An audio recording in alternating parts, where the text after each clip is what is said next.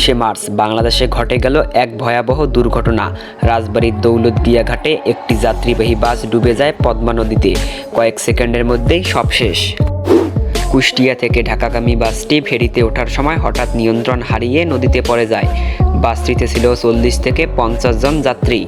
মুহূর্তের মধ্যেই বাসটি ডুবে যায় আর শুরু হয় আতঙ্ক ও চিৎকার। ঘটনার পরপরই উদ্ধার কাজে নামে ফায়ার সার্ভিস, সিভিল ডিফেন্স এবং ডুবুরি দল। কিন্তু প্রবল স্রোত ও খারাপ আবহাওয়ার কারণে উদ্ধার কাজ কঠিন হয়ে পড়ে। অনেককেই জীবিত উদ্ধার করা সম্ভব হয়নি। এই দুর্ঘটনায় বহু মানুষের প্রাণহানি হয়েছে। শিশু ও নারী, অনেক পরিবার হারিয়েছে তাদের প্রিয়জন।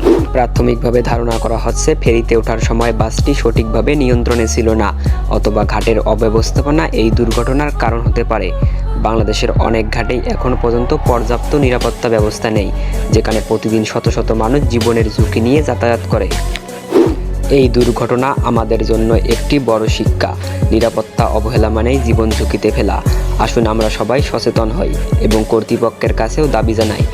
এমন আরও ফ্যাক্ট ভিডিও পেতে চাইলে চ্যানেলটি অবশ্যই সাবস্ক্রাইব করতে ভুলবেন না। আজকের এখান থেকে বিদায় নিচ্ছি। দেখা হবে কোনো পরবর্তী এপিসোডে।